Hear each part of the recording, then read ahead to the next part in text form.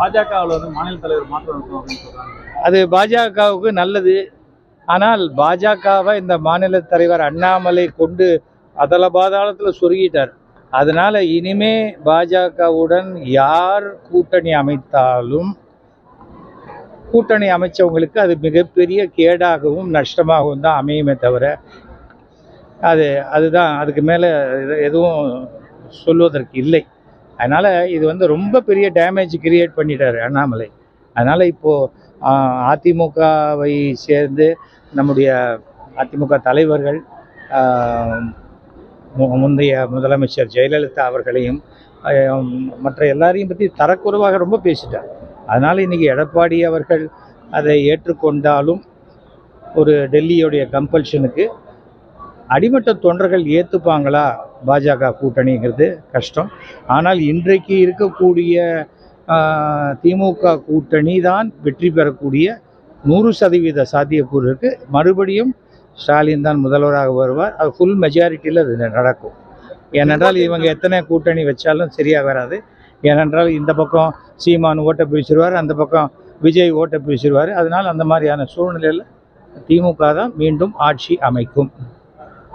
வக்பு சட்டம் நாடாளுமன்றத்தில் நிறைவேற்றிருக்காங்க, அதை பற்றி உங்களுக்கு?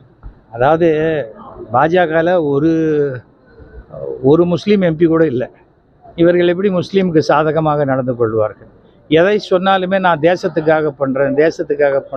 நான் இப்போ தமிழ்நாட்டுக்கு விசுவாசமாக இருந்தால் அதுவும் தேசத்துக்கு விசுவாசமாக இருக்கிறது தான். ஏன்னா இந்த தேசத்துக்குள்ளே தானே தமிழ்நாடு இருக்குது. தேசங்கிறது ஒன்றும் இல்லை, ஒரு உடம்புல தலை, கை, கால் எல்லாமே இருக்கிறது தான் உடம்பு. நான் தலைக்கு மட்டும் விசுவாசமாக இருப்பேன், கை காலுக்கு விசுவாசமாக இருக்க மாட்டேன்னா அது சரியாக வராது. அதை முதல்ல நம்ம தெரிஞ்சுக்கணும். அது தெரியாமல் தான் அவங்க ஏதாவது நான் தேசப்பற்று, நீங்கள் ஆன்டி நேஷனல்லாம் உளர்ற இது ஆன்டி நேஷனல்ங்கிறது தேசத்துக்கு எதிரானது. தமிழ்நாட்டுக்கு நான் விசுவாசமாக இருந்தாலே நான் தேசத்துக்கு விசுவாசமாக இருக்கிற மாதிரி தான். திராவிடம்னு சொன்னால் அது ஒன்றும் கெட்ட வரது கிடையாது. அது ஒரு நிலப்பரப்பு. தமிழ்நாடு, ஆந்திரா, கர்நாடகா, கேரளா தான் திராவிடம். மற்றவங்க அதை சொல்லலை, தமிழ்நாடு அதை சொல்லுவதற்காக பெருமைப்படுகிறேன். இப்போ நான் என்ன எடுத்துக்கிட்டால் நானும் ஒரு திராவிடம் தான். இதுக்குள்ளே ஜாதி எங்கே கொண்டுறாங்க? அவசியமே இல்லை. அரசியலை பொறுத்த வரைக்கும் ஆட்சி சிறப்பாக இருந்தால் அது சிறப்பாக இருக்குன்னு சொல்கிறதுக்கு நம்ம கூச்சப்பட வேண்டாம். அது எதிர்கட்சியாக இருந்தால் கொண்டு வரும். ஆனால் தூங்கி எழுந்த உடனே எதாவது எதுக்கு மேலே பேசுறது, உணர்றது. ஆனால் ஒன்று, பிஜேபியில் ஒன்றுமே உருப்படலைன்னா கூட எப்படியாவது ஒரு கவர்னர் ஆக்கிடுவாங்க. அதுதான் பிஜேபியோடைய அடிப்படை விஷயம். கழுத கட்டா குட்டி சவருங்கிற மாதிரி அவ்வளோதான். ஒன்றுக்கு உருப்படலையா, ஒரு ஓட்டு கூட வாங்கலையா, கவுன்சிலர் கூட நீ ஜெயிக்கலையா, சரி கவர்னர் அப்போ அப்படின்னு சொல்லக்கூடிய ஒரு மிகப்பெரிய மனோபாவம் உள்ள கட்சி தான் பாஜக.